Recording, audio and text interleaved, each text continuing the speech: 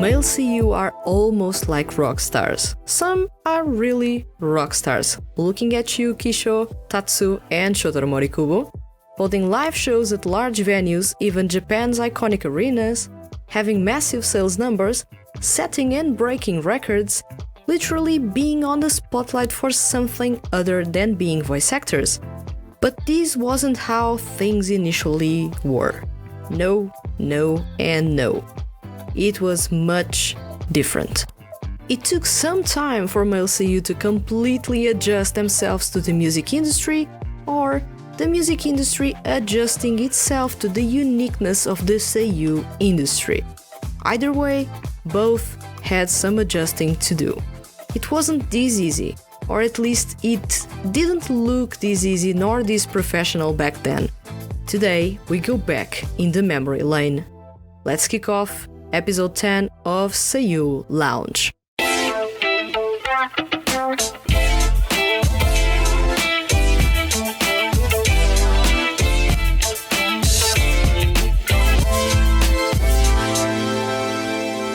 Welcome to CU Lounge. I am your host, Vanessa, and today's topic is how much has the music industry changed for male CU and their fans? From time to time, there are some people that leave comments on the website noting how the industry is changing. Some have been following CU since the noughties, others are new fans but have managed to binge watch and listen everything since the start and noticed that things have changed a whole lot. Longtime fans can attest to that, as back in the day, late noughties early 10s for me, for example, it was incredibly hard to get music from our favorite male CU if you lived outside of Japan. There were no promos, previews, snippets, or whatever fancy name is now chosen for what are, essentially, music video previews. There most definitely weren't any highlight medleys being released, so you had to trust that your favorite male CU was going to release something you'd love no matter what. Taking into account that male CU didn't have the freedom to compose nor write their music, it was a gamble to purchase music back then, a shot in the dark if I must say so. Male CU on Twitter? Male CU with artist YouTube channels? That's a privilege we now have.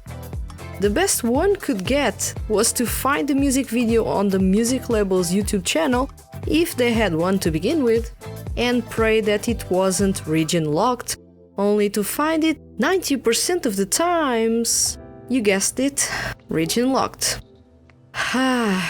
Those were tough times to be a male CU fan. Japanese music labels were never too keen on the international market or in internationalizing themselves, and they only do so when something drastic happens. Otherwise, they just don't seem to care about overseas fans. Afraid of copyright violation and to guarantee people spend money on the limited editions, music videos were region locked, and in some cases they still are. That, however, didn't stop people from ripping off those music videos for overseas fans to actually get a glimpse of what their favorites were doing. Yes, it was illegal, but it was the only way for overseas fans to get a taste, a glimpse of what male CU were doing in the music industry. Music was also released less frequently. Perhaps a single per year, an album per year, if lucky 2 singles in a year. It was better for everyone's wallets, and given the lack of quality of music produced for male CU back then, plus the whole concepts thing that made male CU go from innocent men into playboys and even cavemen. Looking at you, Lantis, Onodi really went through an era in which the concept around him was that of a playboy, and Yuki Ono, I love the man, but he was done dirty by Lantis, having to look like a caveman when in reality he was stunning everyone with his singing. Just the promo images and music videos, well, don't look or watch those. It was really for the best that we got so few music releases per year coming from him. Now we get from our favorites digital singles, full-length albums and physical singles, sometimes all of these in the same year. Our wallet sweep, especially if we're fans of several male seiyuu, in my case I try to negotiate with myself what to buy in order to avoid having my wallet weeping. As the flow of releases is much more intense, now we can actually call it a flow. Back then it was more like droplets of water, few and really spaced between them. Male seiyuu are also kicking off the concept of trilogies for their music, something that has been a trend in the neighboring South Korea since 2016, or simply releasing concept albums or singles, going all out with their creativity to create unique experiences for their fans or casual listeners. Soma Saito is the pioneer among male seiyuu when it comes to this trend of the trilogies, with his 2020 In Bloom trilogy being the very first one coming from a male seiyuu. Gran Rodeo and Shunichi Toki have released concept singles in the past, and it was as unique as it was awesome. Would actually love for male seiyuu to test themselves further and embrace concepts, do a couple of releases with a connecting thread between them. When done right, trilogies or concept albums really shine in someone's repertoire. Quality music videos, creative freedom. Aside from Toshiki Toyonaga, that has for most of his solo career been an indie act with full control over his music, as well as Old Codex and Gran Rodeo that have a level of creative freedom, all other male seiyuu had little to no creative freedom up until the mid-10s. Oh, you want to compose your song, but we have a composer already lined up with a trendy song for you, so maybe some other time? Want to write the lyrics? Sorry, those were already commissioned to a pro lyricist. Just go into the booth and sing, that's all. Yep, the music industry was like that with male seiyuu for a while. There are still male seiyuu that don't take part in the creative process. I talked to you about it on episode 2 of Seiyuu Lounge, but the majority that wanted to write and compose their music and were signed to big labels hadn't the freedom to do as they like. Onodi got to write lyrics to a song here and there, but it didn't go beyond one per release, and that's with luck. It wasn't only until the mid-10s that we'd get to enjoy more self-penned songs by Daisuke Ono. The quality of his music improved as soon as he took the reins over it. Mamoru Miyano was the same thing, and although he still seldom writes lyrics and does not compose for himself, back in his early days as a solo act, the songs you were listening to from him were written and composed by a team of lyricists and composers. Takuma Terashima and Nobuhiko Okamoto had to wait a couple of years before they could write lyrics for their songs. Okamoto ended up showing an awesome sense for theatricality in his music, writing and composing pretty awesome songs. Man, we even had to wait years before we could get self-penned songs by Trignal. And it was worth it. However, imagine the quality we could have had since the start if the trio was penning or composing their songs since debut. Soma Saito had to literally go and schedule a meeting with Sakura Music in 2018, around the time of the release of Date, to negotiate with the label representatives about him writing lyrics and pitching compositions to his producing team, because the label was not buying the whole thing of him having total creative freedom, and instead were going the traditional route of, if the male seiyuu is popular, grab the trendiest names you can get to write and compose for him. So creative freedom is also a new thing in the music industry among male seiyuu. Have you watched any old school male seiyuu music videos? The quality, the concepts were simply weird. And most of the times it went from focusing on a cutesy image, Trignell were victims of this, to looking like playboys, our man Onodi was a victim of this, to looking edgy, Daisuke Namikawa had a face like this, to trying to be sexy, surprisingly Hiroshi Kamiya went this route once, or going all out theatrical.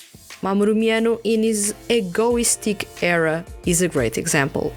While some concepts were better than others, male seiyuu were always shifting between these concepts whenever they mentioned that this single album has a different concept. There was no consistent image. Nowadays you can associate a mature look for Mamoru Miyano, Daisuke Namikawa embraced a softer pop vibe, Onodi now has a mature vibe about himself, regardless if the music video is for a disco track, or a banger, or even a rock track. Also, there was no consistent sound that you could associate to an artist like you do nowadays. Just notice how Nobuhiko Okamoto is often associated to theatrical pop music. Trignell now have a mature, refreshing look and sound. Myoirinu is seen as a unique, artistical solo artist. Soma Saito is that intellectual weirdo, and I honestly love him for that loves to go darker and darker with his music and lyrics. Yuma Uchida has associated himself with pop rock, but it is for his iterations with R&B that he is best known. Shota is everyone's dance music angel. Makoto Furukawa is our jazz lord and savior. Mamoru Miyano is known for his radio-friendly pop sound. Tasuku Hatanaka is associated to dance music. However, when I mention his name, it is interesting that the first thing that comes to my mind is summer. And lastly, how Shugo Nakamura is a synonym of acoustic rock. Live viewing, free on live streams, online fan meetings. This is only something that is starting to be a trend. Live viewing has been around for a couple of years, but free online live streams, online fan meetings, these are two things that the COVID-19 pandemic made possible. Weirdly enough, it was thanks to it basically disrupting every industry and country in the world that male seiyuu and their music labels found themselves with their backs against the wall and had to make a move. They had no revenue, no audience if they kept doing what they did. Thus, music labels picked old live shows and streamed those on YouTube. Male seiyuu solo artists got their channels, if they already didn't have those to begin with. Other male seiyuu even kicked off personal YouTube channels. Streaming platforms starting to hold live reading streams and special events, even full live shows in sound-only format, something that Argonavis from Bang Dream franchise kicked off in male seiyuu territory. At the same time, U-Make started the trend of the no audience live. Like I said before, it took something drastic to change the music industry and male seiyuu in their approach to the content they create or are a part of. And believe me, if Japan hadn't been affected by the pandemic, Japanese music labels would still be certain that their artists didn't need to have individual YouTube channels or that some events could actually be held online and even lead to more people to attend those and earn them more money with minimal production costs. We wouldn't have had the flow of live shows, live streams, special broadcasts, artist YouTube channels with full music videos in HD available worldwide, and even individual male seiyuu YouTube channels. So we must be thankful. Those that are new fans will not see the change in here and will believe that this is something natural, but it isn't. Those following male seiyuu for a decade or more know that it took a lot of effort and some luck, or something drastic, to have the cool stuff we have right now available worldwide, and for free most of the times. The male seiyuu industry still has a long way until fans from all over the world can attend ticket-only live streams or shows. First off, music labels are more focused on taking their physical events to a digital format and make it work in Japan before removing that exclusivity to Japan and welcoming foreign fans into those streams. Access to male seiyuu's music. Like I previously mentioned, access to male seiyuu music was mission impossible. If you were a fan of male seiyuu a decade ago, living overseas, chances are that getting music releases by your favorite male seiyuu came with its challenges. My experience with purchasing music releases by my favorite male seiyuu was often met with customs fees, taxes, and expensive shipping fees. A simple single would almost triple its price when it got to my hands. It was crazy. Not to say that this doesn't happen anymore. Quite possibly no one listening to this podcast is living in Portugal. In case you do, hola. But you here have some pretty tight regulations when it comes to parcels coming from outside of Europe. Taxes and customs fees make it a mission impossible. Either that or you go for it and risk paying triple the price of the release just to acquire something from Asia.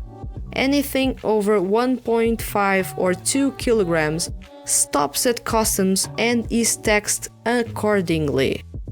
I've had to even explain sometimes that yes, I purchased one copy of Soma Saito's Quantum Stranger. Yes, it is for personal consumption. Yes, I won't be selling it.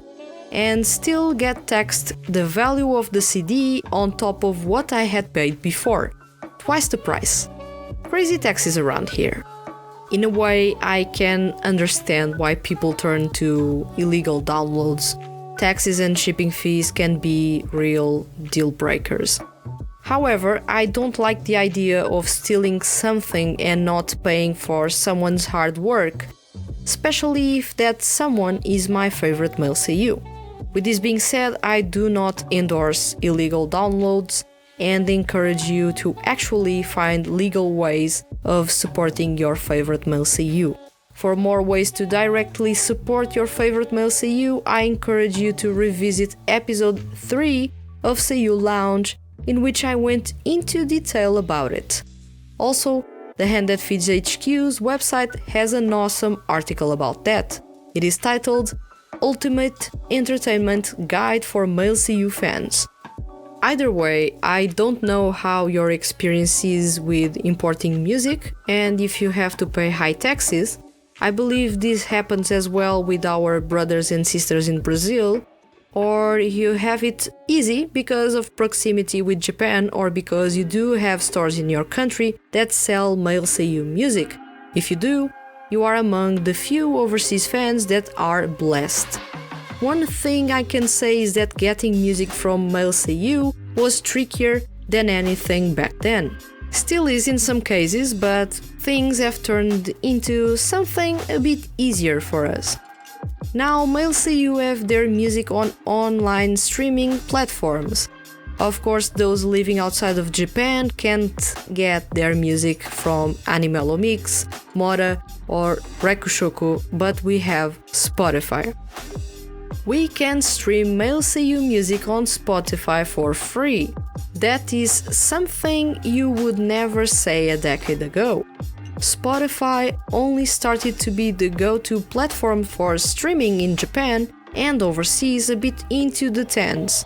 And even then, you couldn't find male seiyuu music in there at all.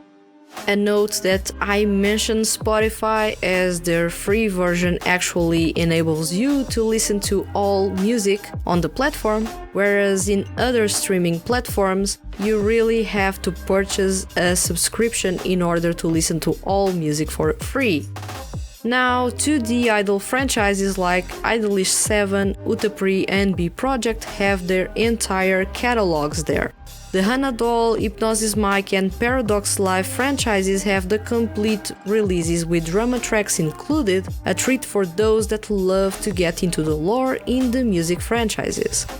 Male seiyuu such as Mamoru Miyano, Shota Woi, Daisuke Ono, Shotaro Morikubo have their entire music catalogs available for free in there. Lantis, or Bandai in general, have been pretty open to overseas fans and have noticed, or at least opened their eyes, to the presence of overseas fans, and since 2019 have been making available entire music catalogs from their artist lineup. Some of those names include Old Codex, Gran Rodeo, Daisuke Ono, Makoto Furukawa, Tasuku Hatanaka, Shugo Nakamura, and more. Sakura Music, a division of Sony Music Japan, are rather particular about their openness to overseas fans. It took them 2 years to make Soma Saito's music videos available worldwide on YouTube, and those are still only snippets, not the full versions. On Spotify, only the releases since My Blue Vacation are available at the moment, at least where I'm at, which is Europe. There were some of you in the comments a couple of episodes ago that mentioned that actually his whole repertoire is available on Spotify in Asia. So a note that what I'm mentioning affects mostly Europe. As far as I know, Saito's music is completely available in Asia via Spotify. Avex is, as we all know, a complete managerial disaster. If you thought purchasing male seiyuu music was as tough as you could get, imagine being a Wataru Hatano fan and wanting to get a physical version of some of his singles or albums. Avex strictly prohibited the sale of music from their artists, those connected to the anime side of the music label, to overseas fans. With that being said, the only way for Wataru Hatano's fans to get his music is through proxies, which constitutes a breach of Avex's regulations. Remember, they forbid sale to overseas fans, or streaming through Spotify, which is free and legal. King Records are on a mission to be the leading music label for overseas male seiyuu and anime fans, much like Sakura Music and Lantis. However, they are pulling that off better than those music labels. Some of the artists that have their entire repertoires on Spotify include Mamoru Miyano, Shota Woi, Yuma Uchida, and Hypnosis Mic. Pony Canyon is slowly making music from their artists available on Spotify. If you're a fan of A3, Hiroshi Mono, Jun Fukuyama, and Shunichi Toki, you can rest assured that you'll get to enjoy their music on Spotify. Heartsonic, indie music label that supports UMake's endeavors, also has the entire repertoire by the talented duo available. Frontier Works, Marine Entertainment, and many other music labels are still region-locking content. If you want to listen to anything Ensemble Stars or Takuya Sato on Spotify, good luck, you won't find it unlocked in your region. Electricity Round Zero, DAT, M4, Kashikomi? Nothing of theirs is available.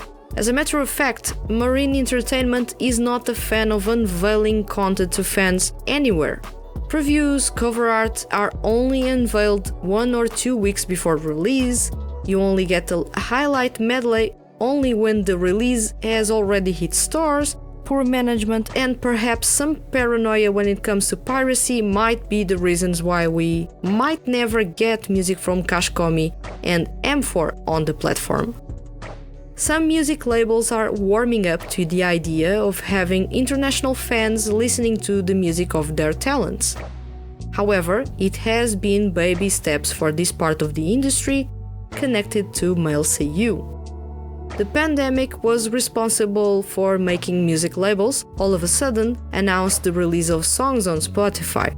If it hadn't happened, most of the music labels that today are proudly releasing music from their artists on that platform would take a lot longer to do that.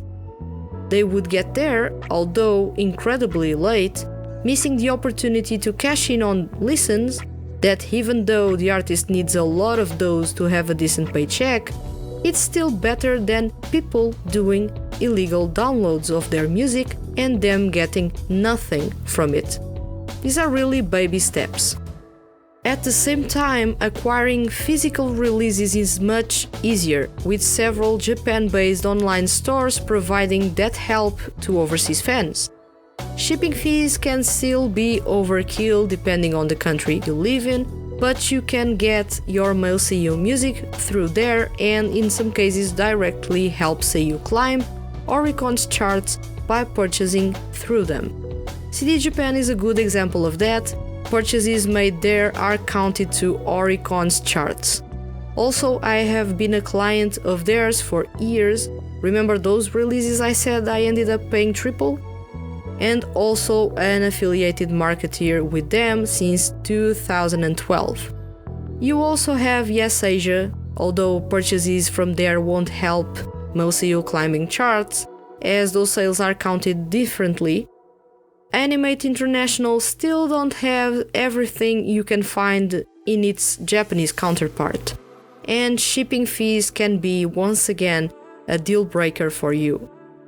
Amazon Japan is a good way to get stuff, but be wary of shipping fees and some sellers not having male seiyuu content available to shipping to overseas. Thing is, there is no shortage of ways to acquire music right now. The same can't be said about a decade ago, in which there was only one or two of these players. But things are looking better for male seiyuu fans, that now can get male seiyuu music with more ease, and if not acquiring, can actually support male seiyuu by streaming on official platforms.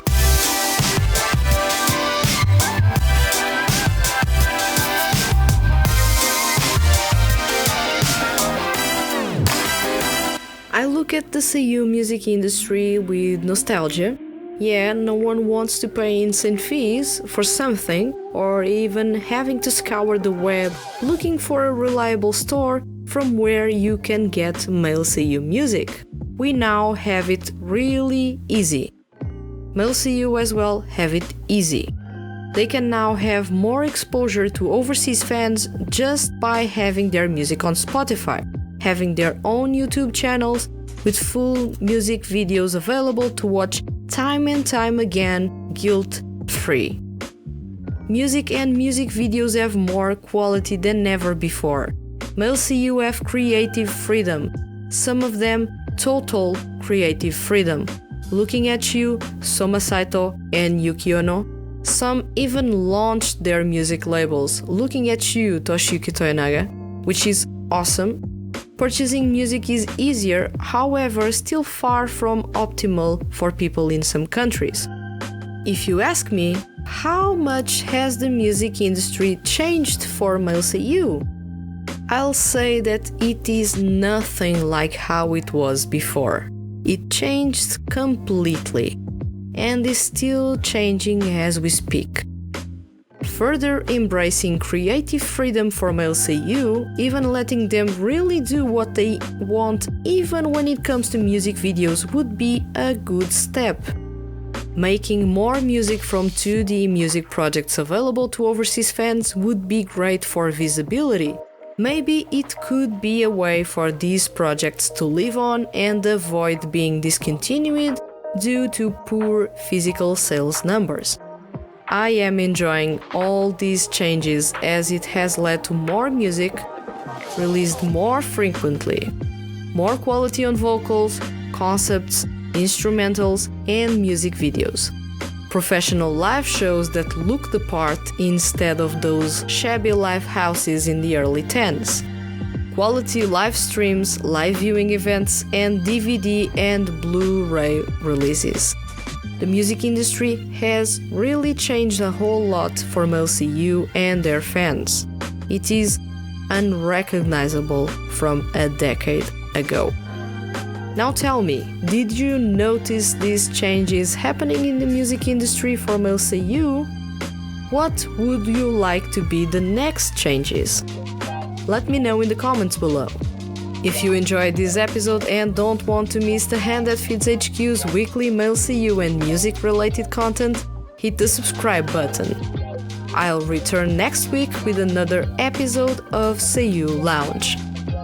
Thank you for listening and see you guys around.